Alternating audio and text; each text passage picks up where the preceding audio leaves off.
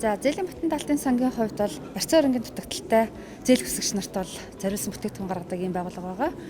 За Монгол Улсын засгийн газраас цар тахалбаа эдийн засгийг сэргээх талаар маш сайн арга хэмжээнүүдийг авж байгаа. Үүний нэг нь 10 их 80-ийн хөтөлбөр байгаа. Энэ хөтөлбөрийн хүрээнд бол одоо ажлын байрыг дэмжих буюу 3% хүүтэй зээл гарч байгаа.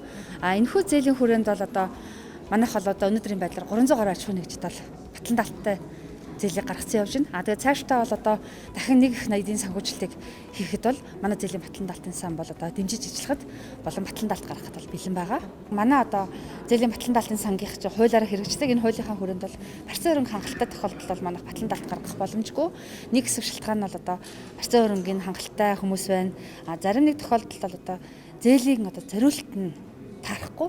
Одоо тухайн эхний 2 их 80 маань болохоор эргэлтийн өрөнгөө нэмэгдүүлэх тийм ээ ажлын байраа хадгалж үлдэх ийм зорилттой байхад зарим хүмүүс маань тоног төхөөрөмж худалдаж авах буюу үйл хөдлөх хөрөнгө оруулалтын зээл хийх сонирхолтой байсан. За зарим тохиолдолд бол одоо манай хуулиараа бол жижиг дунд үйлдвэр эрхлэгч эрхлэгч нарт батлан даалт гаргах ийм хуулийн зохицуулттай. Тэгвэл жижиг дунд үйлдвэр эрхлэгчийн статусаас хэтэрсэн буюу одоо жилийн орлого нь жижиг дунд үйлдвэр эрхлэгч биш ийм аж ахуйн нэгжид бол ихэвчлэн бутсан байдаг.